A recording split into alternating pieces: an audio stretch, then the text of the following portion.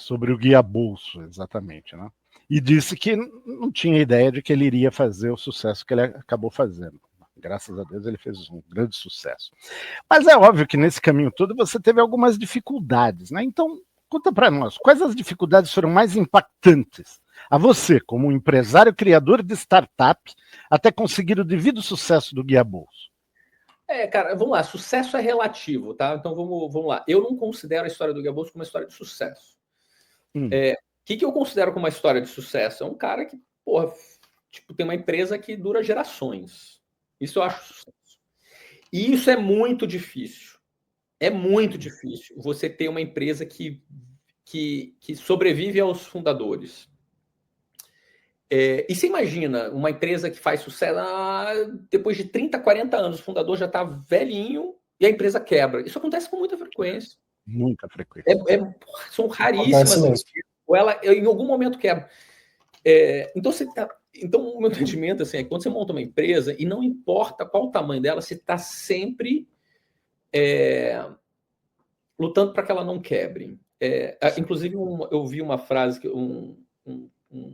uma coisa interessante, depois eu lembrar quem que falou, mas basicamente assim, a vida de um fundador de empresa você está o tempo todo resolvendo o problema, inundado de problemas, para garantir que no dia seguinte você está vivo para poder resolver mais problemas. Mais problemas.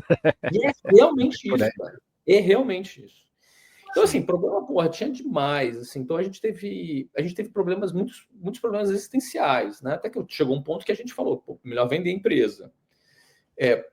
Então, o último problema existencial foi a regulamentação do Banco Central. Né? Imagina, você tem uma tecnologia única, exclusiva, só você tem.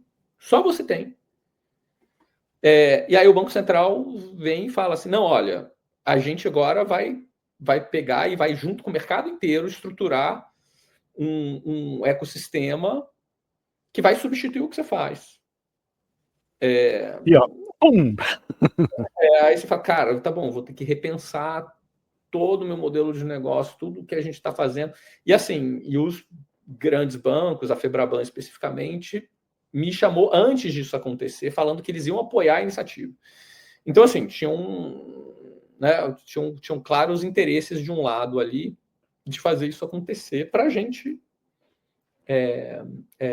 sofrer, e aí a gente acabou vendendo mesmo a empresa. Então, foi um puta baque. Mas, cara, antes disso, assim, por exemplo, a gente começou o Guia Bolso, a única clareza que a gente tinha era que a gente queria ajudar as pessoas a navegarem pelas finanças. Como ia fazer, a gente não sabia. A gente sabia algumas coisas. A gente sabia que coisas que não funcionavam. Então, a gente sabia que, assim, anotar cada gasto, registrar cada gasto não funciona. Isso a gente já sabia.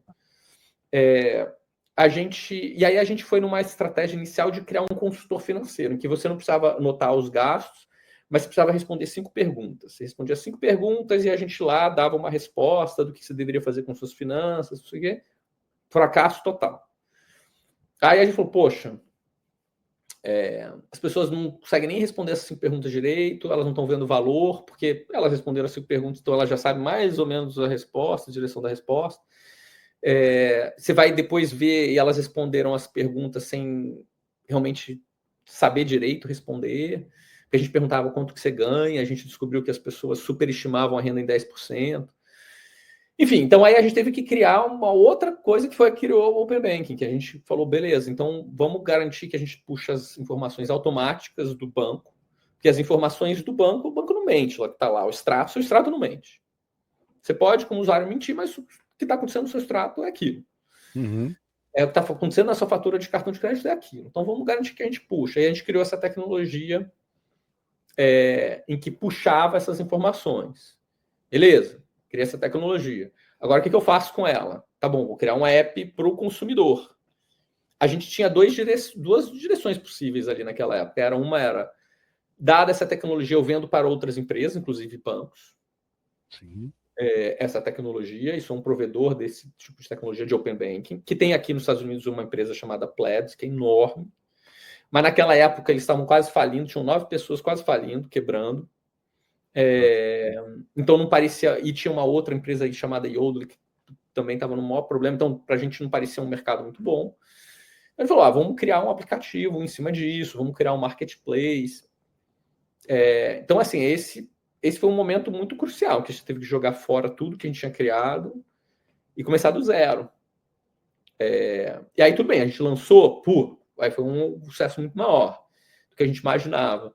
Mas aí depois a gente sempre enfrentou um problema de engajamento, que a gente sabe que é muito melhor do que anotar os gastos.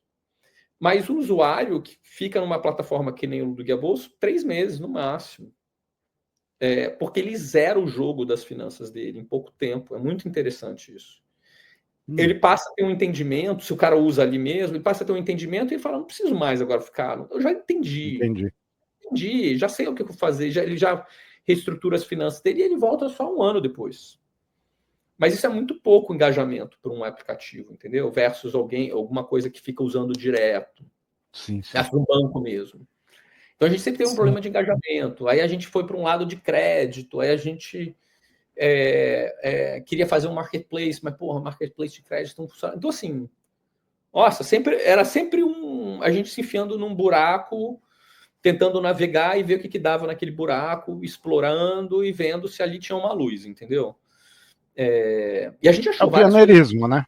É o preço do pioneirismo, né? Que, ao mesmo tempo,